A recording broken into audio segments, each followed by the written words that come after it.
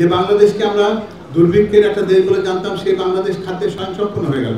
যে মহিলাদেরকে আমরা ঘরের ভেতরে অবরোধবাসিনী হিসেবে যাদেরকে আটকে রেখেছিলাম, তারা হঠাৎ করে স্বাবলম্বী হলেন, তারা স্কুলে যাওয়া শুরু করলেন, তারা বুঝতে পারলেন যে সমাজে তাদের অধিকার সমান রয়েছে।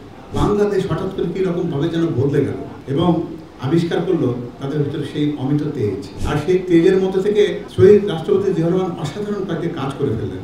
তিনি আমাদের একটা চমৎকার একটা আত্মপরিচয় দিলেন। সেই আত্মপরিচয়ের নাম আমরা বাংলাদেশি। আপনারা সবাই সেই আদর্শকে ধারণ করেন বলেই আজকে এখানে আছেন। আমরা এমন একটা গর্বিত রাজনৈতিক দলের অনুসারী, যে রাজনৈতিক দলের পিছনে ফিরে তাকাবার কিছু নেই, যে রাজনৈতিক দলের নেতৃত্বে যে পুরোভাগে আছেন শহীদ প্রেসিডেন্ট জিয়াউর রহমান। পৃথিবীর যত নিন্দুকরা তাদের সকল শক্তি ব্যয় করেও এই ভদ্রলোক সম্পর্কে দুটো বাজে কথা কখনো আবিষ্কার করতে পারে। আর এই কষ্ট এবং যন্ত্রণার ফলে কি হয়, যখন মানুষ কথাই পারে না তখন কি করে, গায়ের শক্তি প্রয়োগ করে।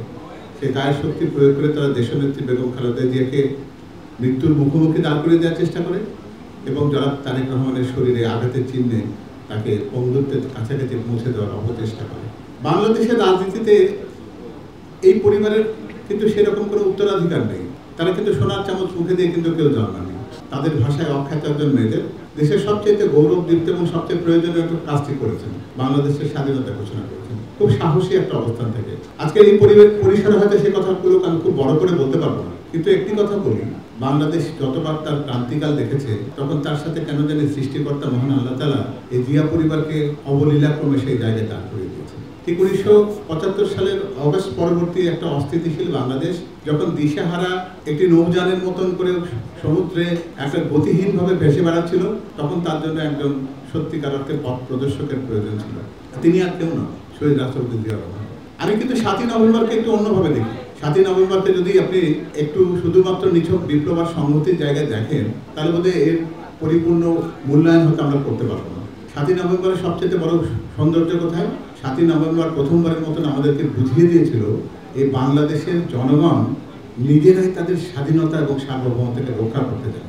আমরা অনেকগুলো ভয় পেতাম। আমরা শুনেছিলাম যে 25 বছরের দাসত্বের চুক্তি রয়েছে পাশের দেশের সঙ্গে, তারা হয়তো যে কোনো সময় আমাদের দেশটাকে দখল করে ফেলতে পারে, এরকম একটা আশঙ্কার মধ্যে আমরা যখন ছিলাম এই দোলাচলে। ঠিক তখন সিপাহী জনতা জিয়াউর রহমান সাহেবের নেতৃত্বে এমন একটা অসীম সাহসিকতার কাজ করেছিল, যাতে পুরো পৃথিবী বিস্ময়ের সাথে দেখেছে যে দুর্ভিক্ষ পীড়িত একটি দেশ, যে দেশের বাক স্বাধীনতা নেই, যে দেশের খাদ্যের কোনো স্বয়ংসম্পূর্ণতা নেই, কিসিঞ্জারের সেই বাস্কেট কেসের বাংলাদেশ, যে বাংলাদেশ প্রতি মুহূর্তে রিলিফের দিকে তাকিয়ে থাকে, এক কোটা দুধের জন্য বাবাকে সারা রাত ন্যায্য মূল্যের দোকানের সামনে দাঁড়িয়ে থাকতে হয়, সেই বাংলাদেশ হঠাৎ করে কি রকম ভাবে যেন বদলে গেল এবং আবিষ্কার করলো তাদের ভিতরে সেই অমিত তেজ। আর সেই তেজের মধ্যে থেকে শহীদ রাষ্ট্রপতি জিয়াউর রহমান অসাধারণ কয়েকটি কাজ করে ফেললেন। তিনি আমাদের একটা চমৎকার একটা আত্মপরিচয় দিলেন। সেই আত্মপরিচয়ের নাম আমরা বাংলাদেশি। এমন একটা শব্দ, এটা আমি পাহাড়ে থাকি কিংবা আমি সমতলে থাকি, আমি দ্বীপাঞ্চলে থাকি কিংবা আমি প্লাবন ভূমিতে থাকি, আমি হিন্দু হই, আমি মুসলিম হই, আমি বৌদ্ধ হই, খ্রিস্টান হই, নারী বা পুরুষ নির্বিশেষে সবাই খুব জোরালো কণ্ঠে এক বাক্যে বলতে পারে আমাদের পরিচয় একটি আমরা বাংলাদেশ। এত অসাধারণ ঐক্য, এত অসাধারণ এক সূত্রে গাঁথবার চেষ্টার অন্য কোনো অনুপম নিদর্শন বোধহয় পৃথিবীতে আর কোথাও খুঁজে পাওয়া যাবে না। তিনি আবার একটি জিনিস আমাদেরকে বুঝিয়ে দিলেন যে সংখ্যাগরিষ্ঠের মতামতকে কেমন করে আমাদের রাষ্ট্রের সর্বত্র দলিলের খুব চমৎকারভাবে সন্নিবেশিত করা যায়। তিনি সেই সময়কার প্রথাগত সেই তথাকথিত সেকুলার বাংলাদেশে সকলের ভ্রুকুটিকে উপেক্ষা করে সংবিধানের শীর্ষে লিখে দিলেন বিসমিল্লাহির রহমানির রহিম। এর সাথে সাথে দেশের সংখ্যাগরিষ্ঠ মুসলমান আবিষ্কার করলো যে তাদের প্রত্যয়ের সবচেয়ে বড় প্রতিদান তারা পেয়েছেন শহীদ রাষ্ট্রপতি জিয়াউর রহমানের কাছ থেকে। মহান আল্লাহর প্রতি অগাধ বিশ্বাস এটি সংবিধানে স্থাপিত হলো। আমরা বাংলাদেশকে একটা নতুন বাংলাদেশ হিসেবে চিনলাম, যে বাংলাদেশ পৃথিবীতে ছিল একটি শুধুমাত্র রিলিফের অপেক্ষায় তাকিয়ে থাকা একটা দেশ।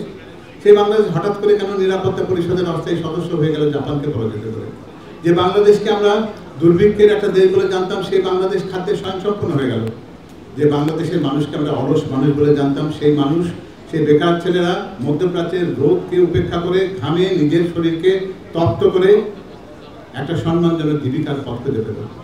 যে মহিলাদেরকে আমরা ঘরের ভেতরে অবরোধবাসিনী হিসেবে যাদেরকে আটকে রেখেছিলাম, তারা হঠাৎ করে স্বাবলম্বী হলেন, তারা স্কুলে যাওয়া শুরু করলেন, তারা বুঝতে পারলেন যে সমাজে তাদের অধিকার সমান রয়েছে। আমরা বারবার সেই জায়গাগুলোতে ফেরত যেতে চাই, যে জায়গা আমাদেরকে গৌরবোজ্জ্বল করে। আমরা স্বাধীনতার পর কিন্তু ঐক্যবদ্ধ হওয়ার অনেকগুলো সুযোগ পেয়েছিলাম।